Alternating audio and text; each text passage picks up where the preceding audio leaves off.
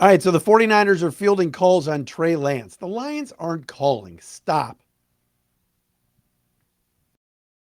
You are Locked On Lions, your daily Detroit Lions podcast. Part of the Locked On Podcast Network, your team every day.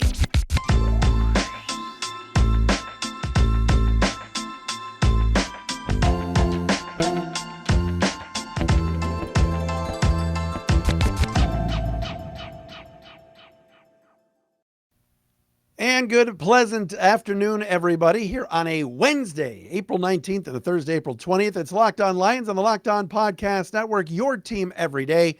My name is Matt Dery, your host here on this program. Been with you since 2016. We've been doing Locked On Lions for like 7 years. It's awesome.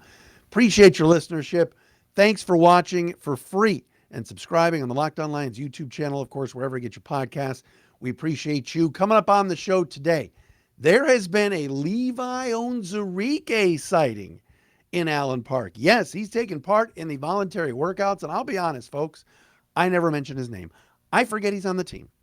I'll bring that up coming up momentarily on the show. Also, the Lions had an interesting visit from an offensive lineman yesterday in Allen Park. We'll get to that coming up. Also, Trey Lance is in the news. And what happens? Of course, it turns into a Lions story, which it shouldn't. I'll explain that coming up. But I want to begin the show with a funny story from today. And by the way, you can follow us on Twitter at Dery Speaks, at Locked On Lions. Follow the Twitter feed at Locked On Lions.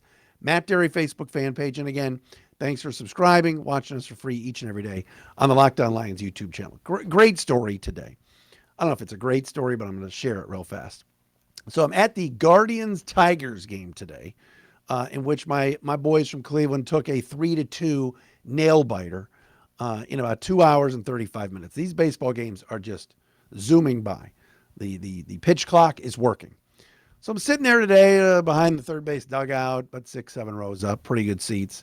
Shout out to E knows who he is for hooking me up. But I was there with the great Raymond Bennett today, a good buddy of mine from our old 105.1 days. And another buddy of mine showed up later on in the game to sit with us, the legendary Josh Hollab, who I worked with at the ticket. So anyway, we're at I'm sitting at the game today, and Josh is complaining that this isn't a great baseball town. And Josh loves the Tigers. He's really into the team. So he starts talking about how this isn't a great baseball town. And the guy in front of us is overhearing the conversation, turns around, looks at Josh and says, "What are you talking about? This is a baseball town. It's a great baseball town." And we all kind of say, "No, it's a football town. What are you talking about?" The guy's like, "It's not a football town. It's a baseball town." Is there anybody out there that honestly thinks this is a baseball town? Like, I think it's a good baseball town. Don't get me wrong. I think Tiger fans, and I'm not one of them. I despise the Tigers. I've been an Indians/Guardians fan my whole life. I've never liked the Tigers, dating back to when I was a kid and Jack Morris and Lou Whitaker and Kirk Gibson tortured us. All right. I don't like the Tigers. I had a good day today. I enjoyed the environment. The atmosphere was fine. But this guy was like spouting off about how this isn't a football town. And then the other guy goes, "Well, I thought it was hockey town." And then it became a whole discussion, which in the late innings, I didn't need it in a one-run game. I'm trying to see my team at least salvage one game in this series. But like, it was a funny story because this is a football town. I don't know how anybody can say otherwise. Now, you're at a Tigers game. Tiger fans are good fans. I've always respected Tiger fans. I had my CLE t-shirt on today. I have this shirt on today. For those of you watching on YouTube, okay? I had my CLE shirt. Like, everybody's super nice. Nobody's hazing. Nobody's making comments. No one's throwing beer on me. It's a good baseball town, I think, when the Tigers are good. But when the Lions are bad, this is a football town. When the Lions are good, this is a football town. When the Lions suck, it's a football town. When the Lions are mediocre, it's a football town. I was stunned at that today. Seriously, I'm just throwing it out there. I'll read some of the YouTube comments maybe later.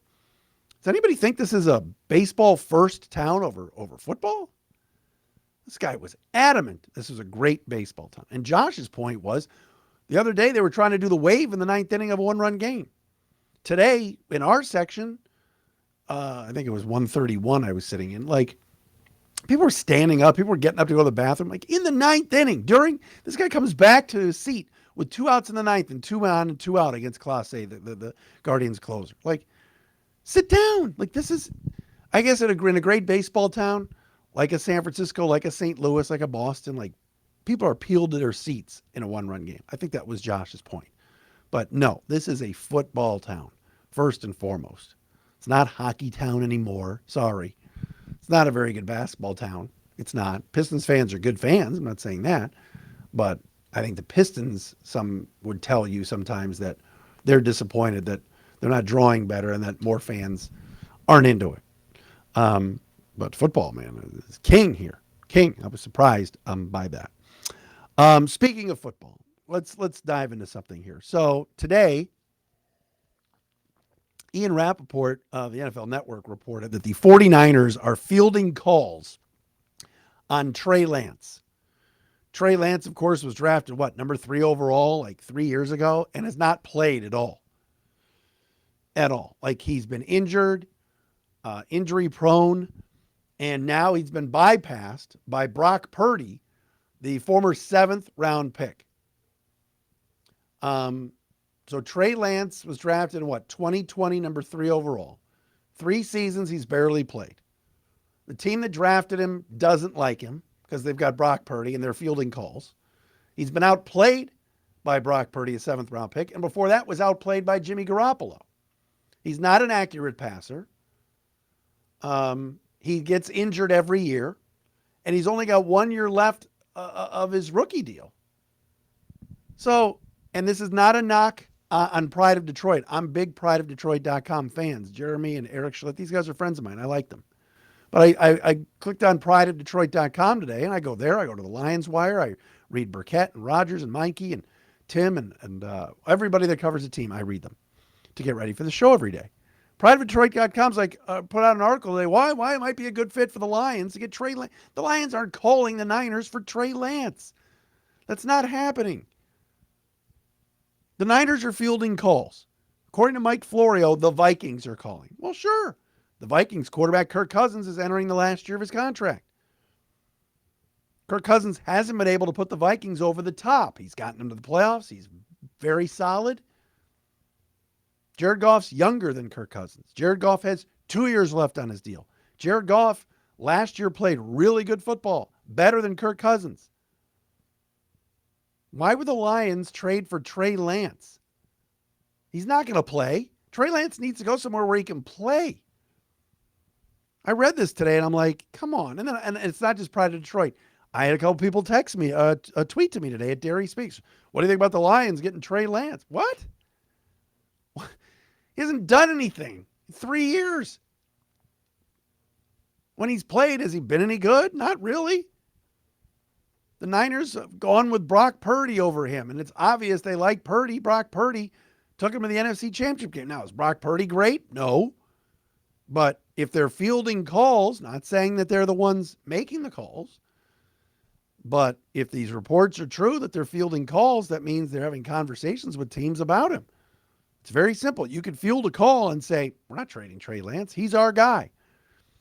The thought process, according to reports in San Francisco, is their guy is Brock Purdy.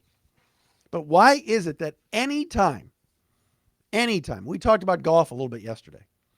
Why is it that anytime a quarterback becomes available or a veteran is available or a rookie, or we're talking about the 6th overall pick, everybody nationally thinks the Lions are out to get a quarterback? Maybe a year from now, if Goff doesn't play well, or if there's some question about extending him, then we can have that conversation. But all the momentum in the world right now is led by Jared Goff and the Lions. He's the captain of the ship. Is he their best player? No. All right? Amon-Ra St. Brown is better. You could argue Aiden Hutchinson's better. You could argue Frank Ragnow is better. You could argue Penei Sewell's better. You could argue this past year Jamal Williams was better. I mean, you can make arguments for a lot of players on who's the best Lions player.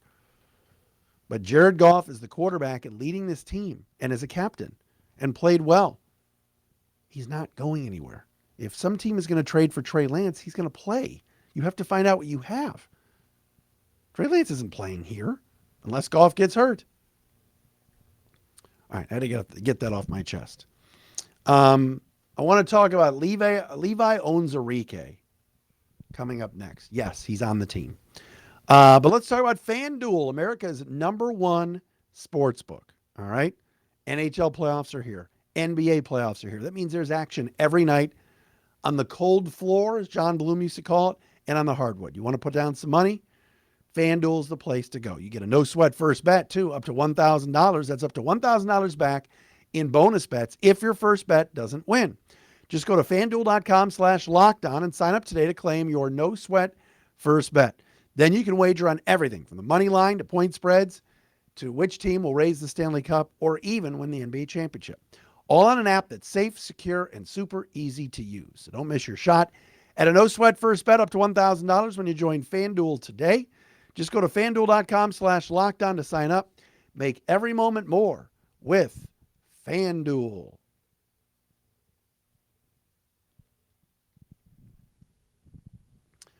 All right, Wednesday edition of Locked On Lions. Tomorrow, Colton Pouncey from The Athletic, who covers the Lions, will join us. I didn't mention Colton earlier, but I read his stuff all of the time. We may have a surprise on Friday. I'm just still working on it. Possible. We're trying to track down one of the players that the Lions met in Allen Park with their 30 rookie visits. I'm not going to say who it is, but I'm working on it. So stay tuned for that. So when we talk about the Lions drafting at number 6 or even at number 18 or any of these slots, we've done some 2-round mock drafts before.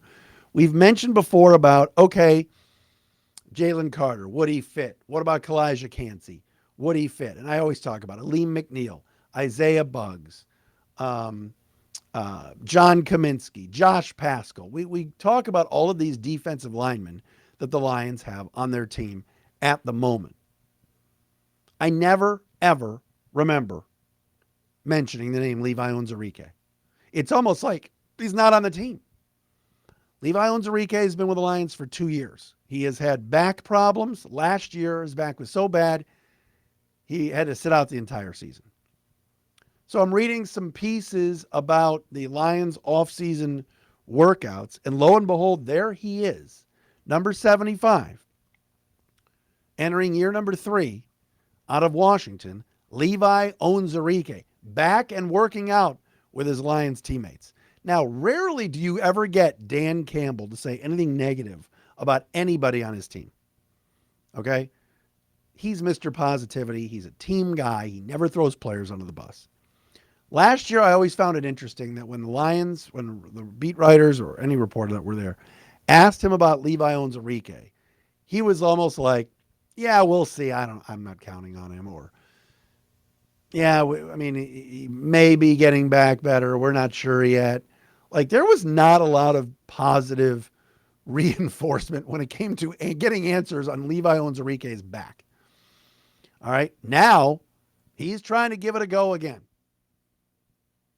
So I guess that's like my fault that I always forget about him, because I just don't think you can rely on him playing another snap in the NFL. I'll almost believe it when I see it. I think the Lions could add on that interior of the D-line. Michael Brockers is gone. You've got McNeil. You've got Buggs, like I said. Kaminsky can play inside and out. Josh Pascal, I'm expecting big things from this year. The Lions could add some more depth, certainly, on the interior of the D-line. But I never think about Onwuzurike. But again, he's still young. He was drafted, in the 2nd round in 2021 by this regime. Remember, Brad Holmes loves D linemen. This was Brad's pick. If that was Bob Quinn that took Levi Onwuzurike, he probably would be cut. But I never remember that he's on the team. So I raise my hand and say, my fault. Let's see if he can do it. Let's see if he can stay healthy and contribute. Because for the last 2 years, we've seen Bubkiss. His rookie year, they said he played through pain, but you never heard his name. And then last year, he sat out the whole year. There were questions about whether or not he showed up in shape. The back was bad. We never saw him.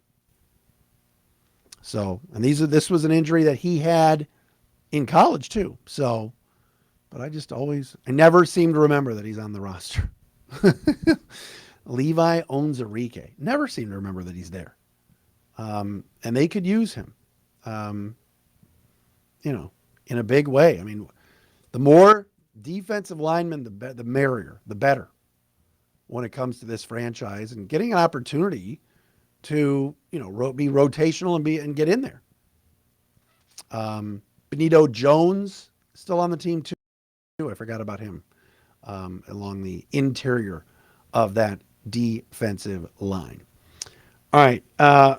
Last thing I want to bring up next, Osiris Torrance. I think there's a chance he'll be here. I don't know what number. I'm not sure the Lions use pick 18 on him, but this is an intriguing name that made his way into town on Tuesday in Allen Park. We'll talk about Osiris Torrance next.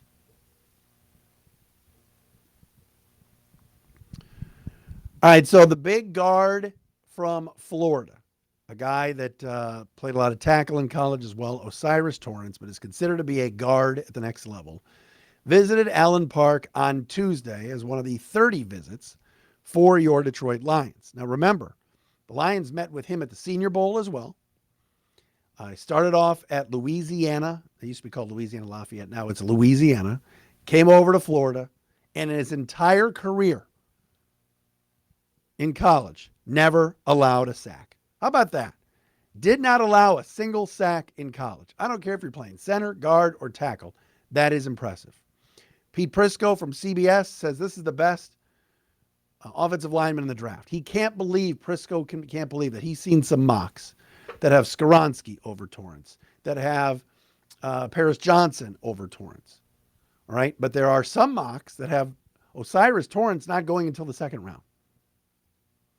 Some also believe that if the Lions are sitting there at 18, they haven't traded, they get a defensive player at 6, that they would take Torrance at 18 and he would compete along with Halapoulivaati Vaitai, who, by the way, all of his teammates have said at the voluntary workouts that they love having Vaitai back. He's fun. He seems like he's healthy, and they love him as a teammate. So you got to figure right now he's your right guard. But again, he's coming off a pretty serious injury last year.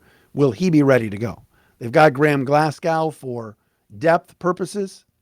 Swing guard, also could be your backup center now that Evan Brown's gone. But Osiris Torrance is very, very intriguing. And the fact that the Lions brought him to Allen Park yesterday, met with him at the Senior Bowl, he's a definite option for the team at 18. And I also think, and you're going to hear this either tomorrow or Friday, when we talk about the Locked On mock draft that I took part in last week that we're airing on this network coming up tomorrow.